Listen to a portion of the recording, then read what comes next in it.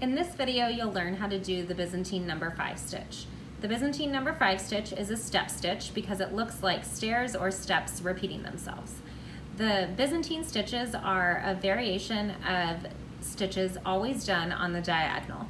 The only difference between them is the number of holes that a stitch goes over and the number of times a stitch repeats itself. So the Byzantine number 5 is done over 5 holes, repeating 11 times horizontally then vertically. It's an awesome stitch for a background. You can see that it is a larger stitch, so the coverage is really nice, and when working on an unpainted canvas, it's really nice to work with a thicker fiber such as planet or silk, which is what I've done here. I'll show you how to do it in silk and ivory today so you can see where the holes and where the thread is being placed. It moves pretty quickly, so it's really awesome when you don't want to spend a lot of time on a background. As I mentioned, the stitch goes over 5 holes repeated 11 times. So once you have done your stitch 11 times, that's when you drop down and will turn the stitch. So I've done my horizontal stitches 11 times and I've dropped down to do 11 vertical stitches. And then I've come over and done 11 horizontal, and I've dropped down and done 11 vertical. Now to show you how it's done, I'll come up through the back of my canvas, go over 5 holes, 1, 2, 3, 4, 5, and drop down.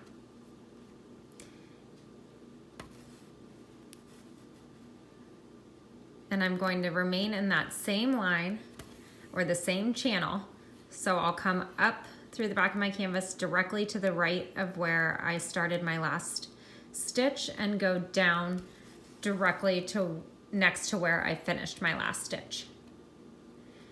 Now, as I'm going through this, my 11th stitch from my vertical row becomes my first stitch to my horizontal row.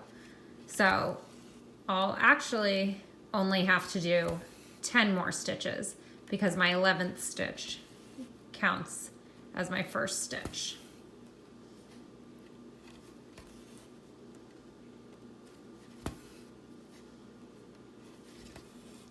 Okay, so far I've done 1, 2, 3, 4, 5, 6, 7, 8. So I'll do 9, 10,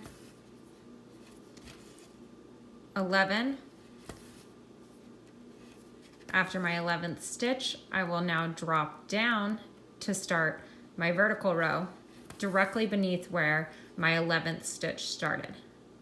So now my 11th stitch becomes my first stitch, so I'll do my second stitch directly below. And again, I'll only have to really do 10 stitches in this row.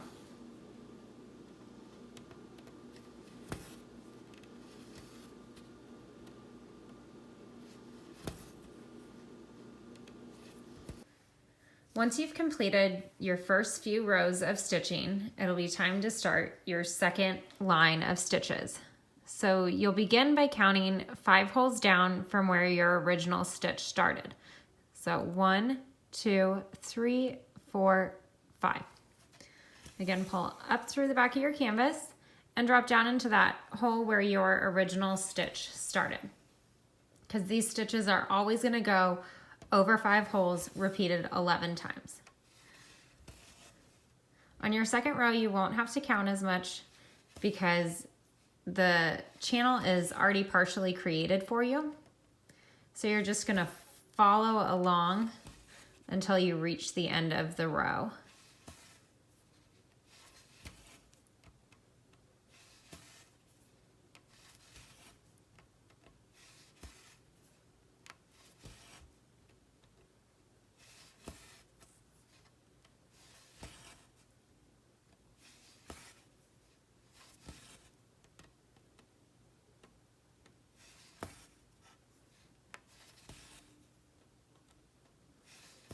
All right, and once I have completed my 11th stitch, it'll be time to drop down.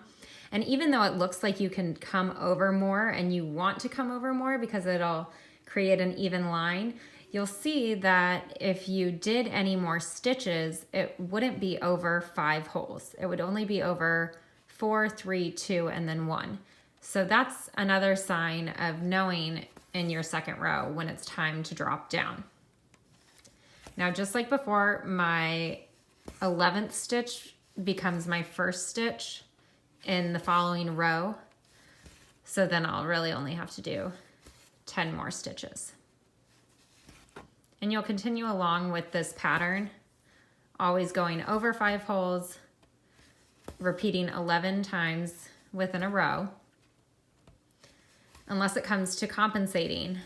And then you'll just do as many stitches as you can, dropping down as many stitches as you can.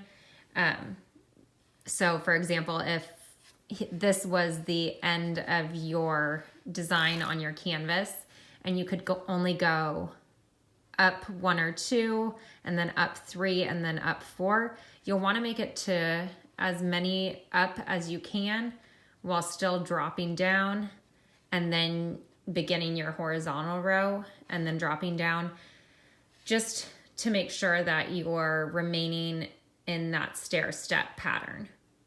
So even if you can only go up a couple of holes, you're still gonna wanna remain in this chevron pattern.